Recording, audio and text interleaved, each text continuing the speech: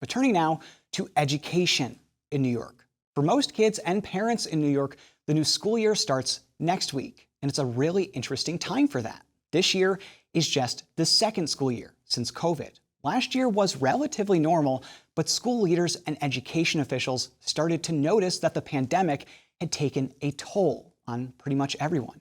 A lot of students now have gaps in learning and trauma from the pandemic, but teachers do as well, making the state's teacher shortage worse at a critical time in education. At the same time, schools in New York are preparing for another challenge: the state's influx of asylum seekers. Children who are new to this country will be placed in local school districts wherever they are. And it's not often that schools in New York have had to deal with something like that, alongside other challenges that don't seem to let up. So for more on all that, we turn this week to Melinda Person, president of New York State United Teachers, the teachers union in New York. Melinda, thank you so much for being here. I appreciate it. Thanks for having me. Of course, anytime. So this school year is interesting because in the past few years, students and teachers have had to deal with the COVID-19 pandemic and then coming out of that. So there's been a lot of shifting in terms of what school looks like for teachers and students. How are you feeling going into this school year? It's kind of the first school year where COVID seems to be even less of a problem in schools. How are you feeling? I'm feeling really optimistic about this year. Our members tell us that last year there was still some recovering, a lot of focus on learning loss and getting kids back into normal routines. Sure. And this year it looks like it's going to be, really normal in the sense that we will be able to focus on sort of the normal problems that we have in a school year, like the teacher shortage, which is a topic we've been talking about a lot, but also focusing on getting kids back on track. Yeah, exactly. In the past few weeks, the state has announced some funding for mental health resources for students in schools. A really good initiative because, as you know, I'm sure, and as I know, that kind of trauma really manifests in a way for these students that could affect their academic performance, their lives.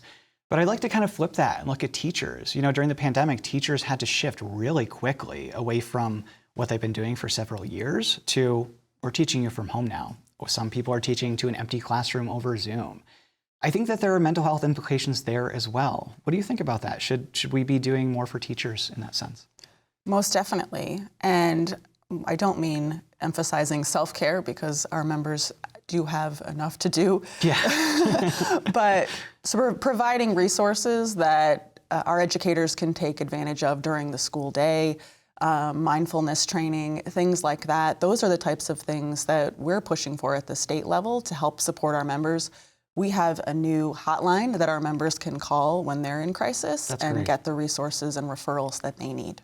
That's great. I mean, that kind of thing, if I were a teacher and I'd gone through that, just as a journalist having gone through that, there are certain parts of it that I think you carry with you a little bit longer. And especially for teachers, they have to go back into that same classroom and kind of come out of the pandemic and figure out what's our new normal there.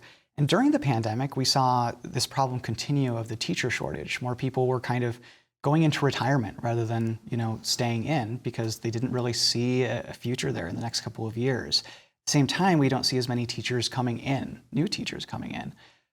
It's been a problem before the pandemic, the teacher shortage, and it's a big question, but what do you think we should do about it? Well, we have a number of solutions. One of the solutions that we're launching this year is a program called Educator Inspired. And it is an effort to lift up the profession and remind our members who they are for their students and for their communities. We're asking people to tell stories about their favorite educator, somebody who inspired them, someone who got them into the field that they are currently in.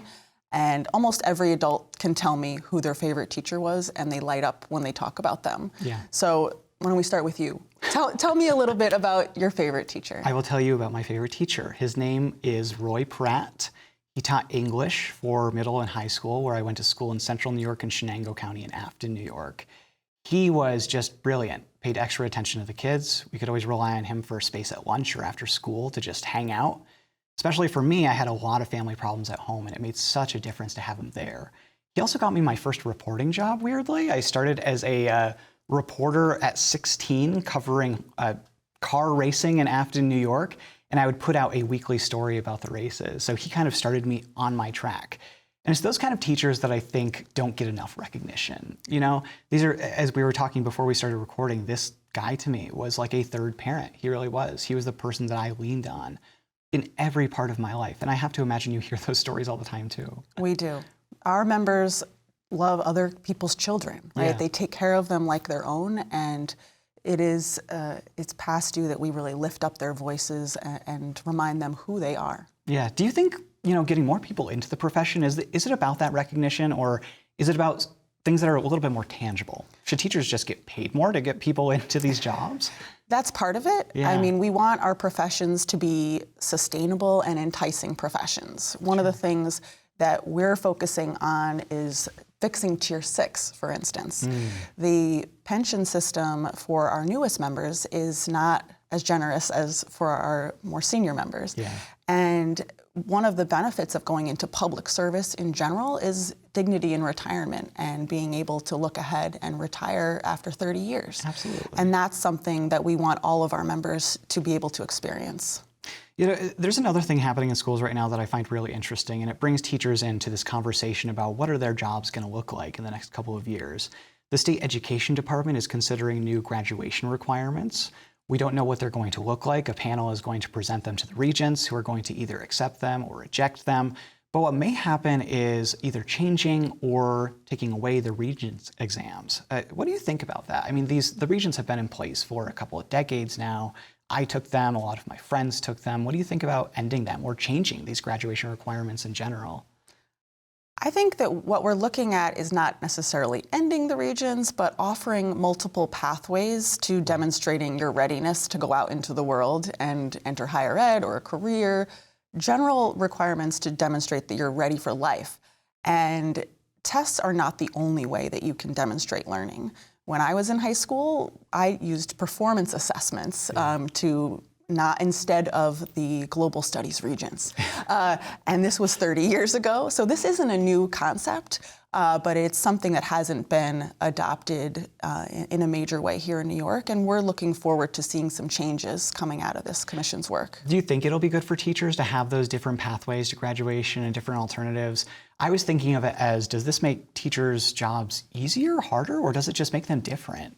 I think it will depend on the type of class that you're teaching. Yeah. A lot of educators would like to be able to go more broad or deep into the curriculum and not be driven by a specific test. But educators can have a lot of say over how this is developed. We have a task force right now that is looking into this, and they're going to guide our decision making and the recommendations that we make. Interesting. So this school year as well, some things are different in some schools in terms of immigration. So we've had an influx of asylum seekers coming to New York over the past 2 years, about 100,000 people, more than that. We don't know the exact number. Obviously, they have children with them who are going to have to go to school with us, not with me, but with people in general in New York. You wrote an op-ed in the Times-Union recently looking at these relocation efforts and basically saying we need to coordinate this in a way that makes sense. Talk to me about that.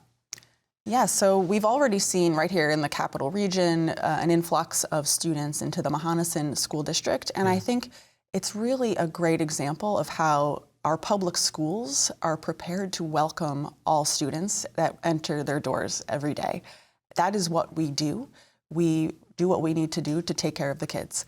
And in Mohonasen, our members from all the surrounding districts showed up when the students arrived and helped process them into the district and provided translation services, brought food and clothes and all of the things that families need when they're moving into a new place. The thing that we are focused on right now is, okay, now that we are beginning to get information about where students will arrive, we need to make sure we're providing those districts with the financial resources to provide the education that the kids need. We know certain districts are more prepared and capable. They have the teachers, they have the space, right? We should do this in a really thoughtful way so that kids are placed where they can get the best care and education. Can you break that down a little bit? What specialized care do these kids need in these schools as they're coming here? I mean, this is the first time, presumably, that they will be in the U.S. education system. We don't necessarily know where their learning is. What does that look like for them coming into the system? So oftentimes, kids coming into the system from outside the country will need case management services. We definitely know we need ENL teachers and teachers who are prepared to provide education to our new neighbors. And some districts have this type of staff and others don't. So wherever we're sending, whichever communities we're sending them, we should align the resources and the students. So we'll see how that works out when the school year starts and everything like that. Melinda Person from New York State United Teachers, thank you so much. Thank you, Dan. And if the school year hasn't already started, most kids are heading back to classrooms this coming week.